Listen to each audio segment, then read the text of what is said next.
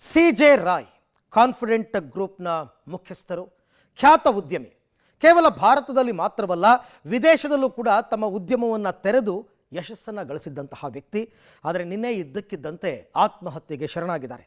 ಇದೀಗ ಸಿಜೆ ರಾಯ್ ಸಾವಿನ ಸುತ್ತ ಅನೇಕ ಅನುಮಾನಗಳ ಹುತ್ತ ಬೆಳೆದು ನಿಂತಿದೆ.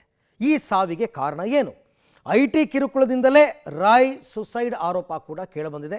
ಪೊಲೀಸರು ತನಿಖೆ ಮಾಡಿ ಒಂದು ಕ್ಲಾರಿಫಿಕೇಶನ್ ಕೊಡಬೇಕು. ಇದಕ್ಕೆ ಸಂಬಂಧಪಟ್ಟಂತೆ ಒಂದು ಸ್ಟೋರಿ ಇದೆ, ನೋಡೋಣ ಬನ್ನಿ. ಉದ್ಯಮಿ ಸಿಜೆ ರಾಯ್ ಆತ್ಮಹತ್ಯೆಗೆ ಐಟಿ ಕಾರಣನ? ಐಟಿ ಕಿರುಕುಳದಿಂದಲೇ ರಾಯ್ ಸುಸೈಡ್ ಆರೋಪ. ಸಿಜೆ ರಾಯ್ ಖ್ಯಾತ ಉದ್ಯಮಿ. ಭಾರತದಲ್ಲಷ್ಟೇ ಅಲ್ಲ, ವಿದೇಶದಲ್ಲೂ ತನ್ನ ಉದ್ಯಮವನ್ನ ತೆರೆದು ಯಶಸ್ಸನ್ನು ಗಳಿಸಿದ್ದ ಉದ್ಯಮಿ. ಕೇರಳ ಮೂಲದ ಉದ್ಯಮಿ ಸಿಜೆ ರಾಯ್ ಸ್ವಿಟ್ಜರ್ಲೆಂಡ್ನಿಂದ ಡಾಕ್ಟರೇಟ್ ಪದವಿ ಪಡೆದಿದ್ರು. ಉದ್ಯಮಿ ಆಗುವುದಕ್ಕೂ ಮುಂಚೆ ಖಾಸಗಿ ಎಂಎನ್ಸಿ ಕಂಪನಿಯಲ್ಲಿ ಉತ್ತಮ ಉದ್ಯೋಗಿಯಾಗಿ ಕೆಲಸ ಮಾಡಿದ್ರು. ನಂತರ ಉದ್ಯಮಿಯಾಗುವ ನಿಟ್ಟಿನಲ್ಲಿ ಕಾನ್ಫಿಡೆನ್ಸ್ ಗ್ರೂಪ್ ಅನ್ನ ಕಟ್ಟಿದ್ರು.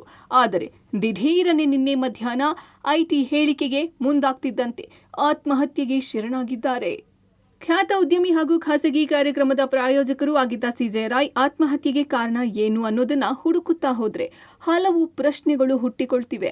ಮೇಲ್ನೋಟಕ್ಕೆ ಆತ್ಮಹತ್ಯೆ ಹಿನ್ನೆಲೆಯಲ್ಲಿ ಅಸಹಜ ಕೇಸ್ ದಾಖಲಾಗಿದ್ದರು. ಐಟಿ ಒತ್ತಡದಿಂದಲೇ ಸಾವನ್ನಪ್ಪಿರಬಹುದು ಎನ್ನಲಾಗ್ತಾ ಇದೆ. ಈ ಬಗ್ಗೆ ಅಶೋಕನಗರ ಪೊಲೀಸ್ ಠಾಣೆಯಲ್ಲಿ ಪ್ರಕರಣ ದಾಖಲಾಗಿದ್ದು, ಪೊಲೀಸರು ತನಿಖೆ ನಡೆಸುತ್ತಿರುವಾಗಲೇ ರಾಯ್ ಸಹೋದರ ಬಾಬು ರಾಯ್ ಕೆಲವೊಂದು ಗಂಭೀರ ಆರೋಪಗಳನ್ನ ಮಾಡಿದ್ದಾರೆ. ರಾಯ್ಗೆ ಐಟಿ ಒತ್ತಡವಿತ್ತು. ಸಹೋದರ ಆರೋಪ: ನಿನ್ನೆ ಬೆಳಿಗ್ಗೆ 10 ಗಂಟೆಗೆ ಸಿಜೆ ರಾಯ್ ಕರೆ ಮಾಡಿದ್ರು. ತುಂಬಾ ಪ್ರೆಷರ್ ಆಗ್ತಿದೆ, ಬೇಗ ಬಾ ಅಂದ್ರು. ಸಿಜೆ ರಾಯ್ ಹೇಳಿದಂತೆ ಐಟಿ ಪ್ರೆಷರ್ ಇತ್ತು. ನಮ್ಮ ಕಂಪನಿ ಲಾಭದಲ್ಲಿ ಇತ್ತು. ಯಾವುದೇ ಸಾಲವಿರಲಿಲ್ಲ. ನಮ್ಮ ಅಣ್ಣನಿಗೆ ಯಾವ ಶತ್ರುಗಳು ಇರಲಿಲ್ಲ.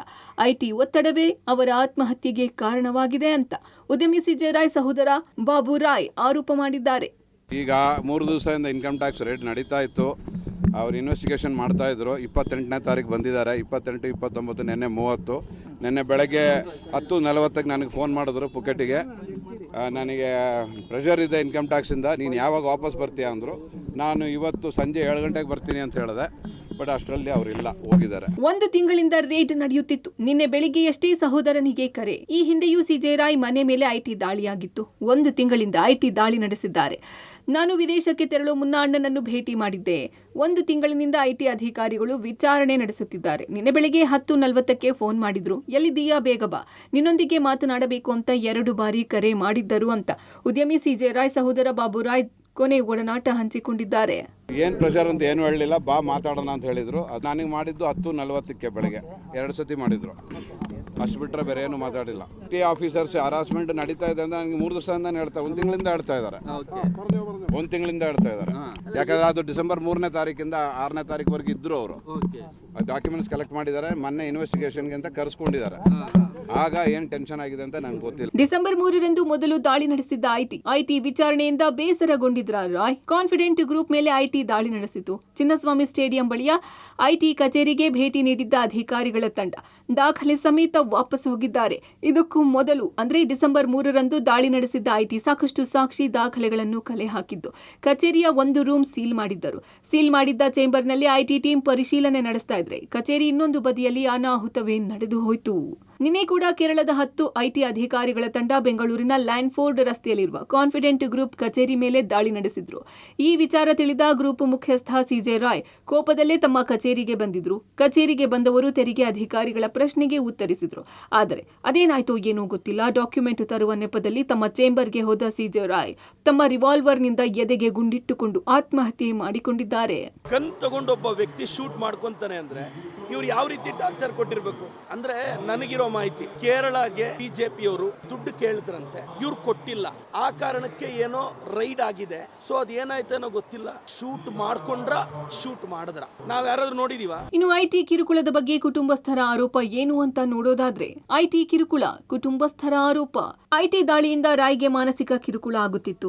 ಐಟಿ ವಿಚಾರಣೆಯಿಂದಾಗಿ ರಾಯ್ ತೀವ್ರ ಒತ್ತಡಕ್ಕೆ ಒಳಗಾಗಿದ್ದರು. ಮಾನಸಿಕವಾಗಿ ಸಿಜೆ ರಾಯ್ ನೊಂದಿದ್ದರು ಅಂತ ಕುಟುಂಬಸ್ಥರು ಆರೋಪಿಸಿದ್ದಾರೆ. ಇನ್ನು ಸತತ ವಿಚಾರಣೆಯಿಂದ ಸಿಜೆ ರಾಯ್ ಬೇಸರಗೊಂಡಿದ್ದರು. ಐಟಿ ಕಿರುಕುಳವೇ ಆತ್ಮಹತ್ಯೆಗೆ ಕಾರಣ ಅಂತ ಕುಟುಂಬಸ್ಥರು ಆರೋಪಿಸಿದ್ದಾರೆ. ಅವ್ರ ಮೇಲೆ ಅನುಮಾನ ಇರೋದು, ಬೇರೆ ಯಾರು ಇಲ್ಲ. ಫ್ಯಾಮಿಲಿ ಟೆನ್ಷನ್ ಇಲ್ಲ, ನಮ್ಮ ಇದ್ರಲ್ಲಿ ಬೇರೆ ಎಲ್ಲೂ ಟೆನ್ಷನ್ ಇಲ್ಲ.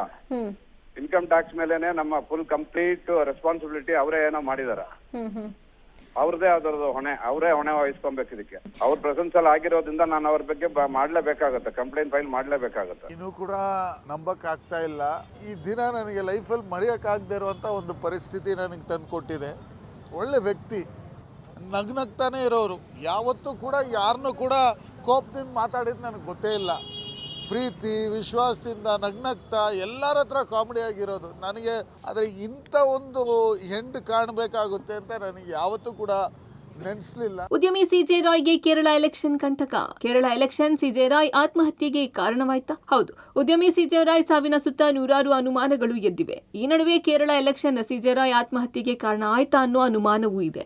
ಕೇರಳ ಎಲೆಕ್ಷನ್ ಸಂಬಂಧ ಉದ್ಯಮಿಗಳ ಮೇಲೆ ಐಟಿ ಇಲಾಖೆ ಕಣ್ಣಿಟ್ಟಿದ್ದಾರೆ. ಹೀಗಾಗಿಯೇ ಐಟಿ ಅಧಿಕಾರಿಗಳು ಉದ್ಯಮಿ ಸಿಜೆ ರಾಯ್ ಬೆನ್ನು ಬಿದ್ದಿದ್ದರು ಎನ್ನಲಾಗಿದೆ. ಬರುವ ಏಪ್ರಿಲ್ನಲ್ಲಿ ಕೇರಳ ರಾಜ್ಯದಲ್ಲಿ ಸಾರ್ವತ್ರಿಕ ಚುನಾವಣೆ ಇದೆ. ಸಿಜೆ ರಾಯ್ ಕಳೆದ ಕೆಲ ಎಲೆಕ್ಷನ್ಗಳಿಗೆ ಹಲವು ನಾಯಕರಿಗೆ ಫಂಡಿಂಗ್ ಮಾಡಿದ್ದಾರೆ. ಹೀಗಾಗಿ ಈ ಎಲೆಕ್ಷನ್ಗೂ ಕೂಡ ಫಂಡಿಂಗ್ ಮಾಡಲು ತಯಾರಿ ನಡೆದಿತ್ತು ಎನ್ನಲಾಗಿದೆ. ಹೀಗಾಗಿಯೇ ಕಳೆದ 1 ತಿಂಗಳಿನಿಂದ ಐಟಿ ಅಧಿಕಾರಿಗಳು ಸಿಜೆ ರಾಯ್ ಜಾಲಾಡ್ತಾ ಇದ್ರು ಎನ್ನಲಾಗ್ತಾ ಇದೆ. 2 ದಿನದಿಂದ ಲೆಕ್ಕಪತ್ರಗಳ ವ್ಯತ್ಯಾಸದ ಬಗ್ಗೆ ಐಟಿ ಅಧಿಕಾರಿಗಳು ಮತ್ತೆ ತಲಾಶು ಶುರು ಮಾಡಿದ್ದಾರೆ ಎನ್ನಲಾಗಿದೆ. ಒಟ್ನಲ್ಲಿ ಜಗತ್ತಿನ ಎದುರು ಧೈರ್ಯಶಾಲಿಯಾಗಿ ಉದ್ಯಮವನ್ನ ಕಟ್ಟಿ ಬೆಳೆಸುತ್ತಿದ್ದ ಸಿಜೆ ರಾಯ್ ಸಾವು 108 ಅನುಮಾನಗಳಿಗೆ ಕಾರಣವಾಗಿದೆ. ಸ್ವತಃ ಸಿಜೆ ರಾಯ್ ಸಹೋದರನೇ ನೇರವಾಗಿ ಐಟಿ ಅಧಿಕಾರಿಗಳ ವಿರುದ್ಧ ಆರೋಪಿಸುತ್ತಿದ್ದಾರೆ. ಈ ಆರೋಪಿಗಳ ಸತ್ಯಾಸತ್ಯತೆ ತನಿಖೆ ನಂತರವಷ್ಟೇ ತಿಳಿದು ಬರಬೇಕಿದೆ. Bureau report, public TV.